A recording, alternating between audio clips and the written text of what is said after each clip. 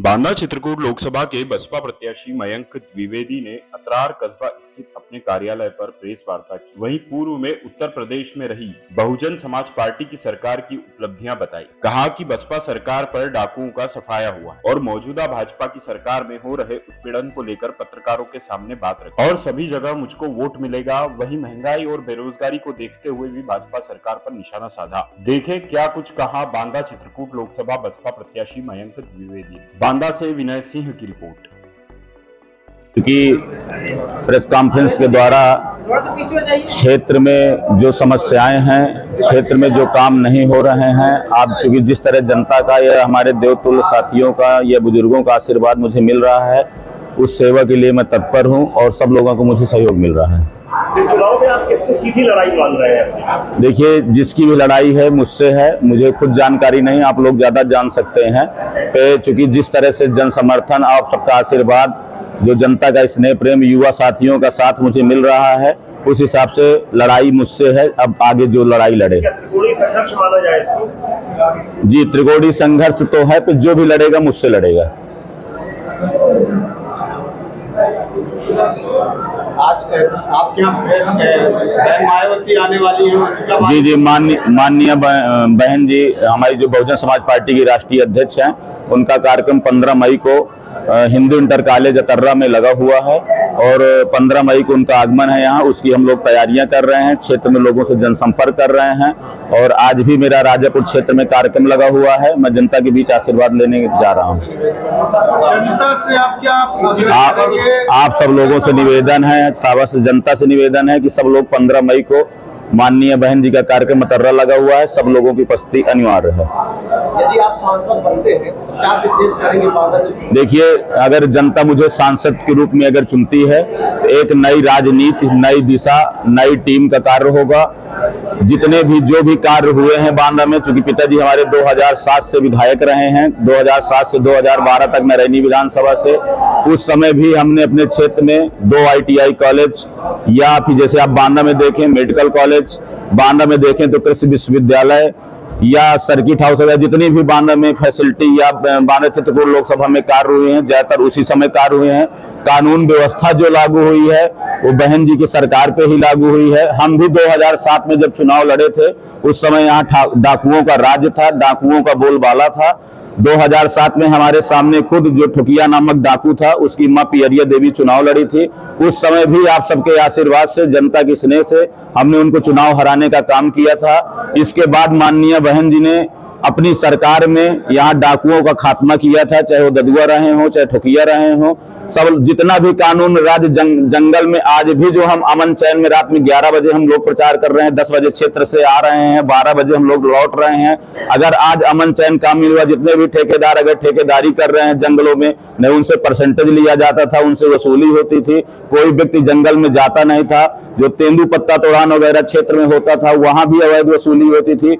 आज जो भी जंगल राज्य यहाँ से हटा है, जो भी आज लोग यहाँ अमन चैन जी रहे हैं, वो बहन जी की सरकार की देन है। मैं जी, आपको हर जगह समर्थन मिल रहा है, लोग क्या क्या समस्याएं बता रहे हैं, किस बात से दुखी है जो इन 10 सालों में नहीं हुआ? देखिए, समस्याएं तो बहुत सारी हैं, क्योंकि यहाँ जो जनप्रतिनिधि सांसद के रूप में चुने गए, वो 5 साल क्षेत्र में कहीं नहीं गए हैं, न लोगों के पास उनकी समस्याएं रही। वो अपने कार्य में व्यस्त रहे, वो अपने उनकी गाड़ियां चलती रही, बालू के काम चलते रहे, डंपर चलते रहे। अतर्रा में जैसे देवी जी का पंडाल पिछले साल नहीं लगने दिया, उन्होंने अपनी गाड़ियों निकलने के लिए सांसद बना, तो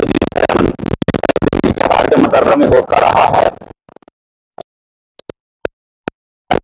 चलती रही है, उसको खात्मा करने का काम करूंगा। यहाँ के स्थानीय मुद्दे क्या है? स्थानीय मुद्दे तो देखिए, एक तो गलत जो यहाँ प्रयोग होता है कि लोगों को गलत कानून में फंसाया जाता है। लोग तमाम ऐसे युवा साथी हैं जिनको गलत मुद्दों में फंसाया गया। जो लोग यहाँ बात उठाते हैं उनको दबाने का काम किया जा रहा है। ऐसे सभी साथियों से कहूंगा कि दबने का काम नहीं है, सब लोग मेरा साथ दीजिए। ऐसा कोई आपके मान सम्मान में किसी प्रकार की कोई कमी नहीं होगी। जो एक जनप्रतिनिधि का कर्तव्य होता है, लोगों का सम्मान करना, लोगों का कार्य करना, उसको मैं आप लोगों के बीच करूंगा। सभी युवाओं का साथ दूंगा, बुजुर्गों का आशीर्वाद लेता रहूंगा।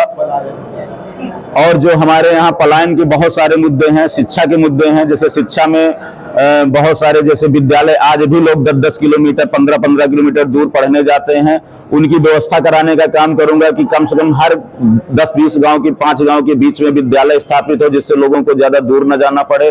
पलायन में जैसे हमारे तमाम युवा साथी हैं, अपने यहाँ से जाते हैं बंबई गुजरात कमाने जाते हैं, यहाँ रोजगार नहीं है, उनके घर में अगर कोई टेजरी हो जाती है, बीमार पड़ जाते हैं या माता पिता या बच्चों के साथ, तो वो लोग ससमय वापस नहीं आ पाते हैं, अपने परिवार का मुंह नहीं देख पाते हैं। इसलिए पूरा प्रयास करूंगा कि पलायन में रोक लगे, शिक्षा में रोक लगे।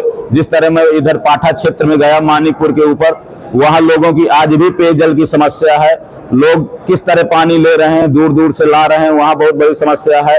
आज भी इधर के ऐसे क्षेत्र हैं जो जैसे चमरहुआ सकरहुआ में पुल नहीं बन पाया, आज भी वहां लोग एक डेढ़ महीना बारिश में गांव में कैद रहते हैं, न इस पार से उस पार आ सकते हैं, न उस पार से इस पार जा सकते हैं।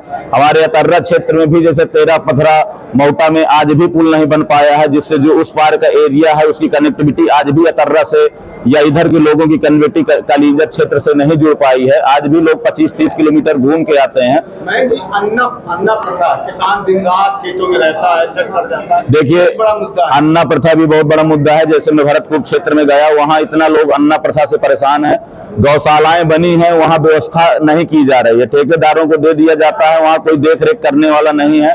बहुत सारी जो गाय हैं उनकी गौशाला में कैद होके उनको जो है मतलब एक तरह से कह दें कि हम हत्या कर रहे हैं, उनको खाने पीने की उनकी चारे की व्यवस्था नहीं कर रहे हैं। अगर करते भी हैं सरकार के द्वारा तो हो रही है, तो यहाँ देख रेख करने वाला कोई नहीं है कि जो कम से कम मौके पे देखे। उसको रोकने का पूरा प्रयास करूंगा और जो अन्ना प्रथा है उसको भी लोगों के साथ, किसानों के साथ मिलकर उसको दूर करने का प्रयास करूंगा। जीत के आपके समीकरण क्या है? एक तरफ विश्व की सबसे बड़ी पार्टी अपने आप को भाजपा कहती है, दूसरी तरफ इंडी गठबंधन है, इन दोनों के सामने आप किस तरह से जीत अपनी सुनिश्चित करना चाहेंगे? देखिए, यहाँ जो बांदा चित्रकूट में चुनाव हो रहा है वो कैंडिडेट पे आधारित चुनाव हो रहा है।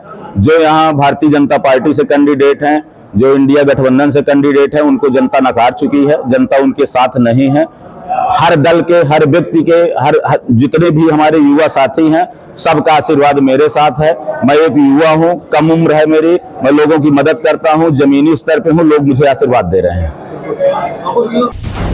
NTV टाइम, जनता की बात जनता के साथ।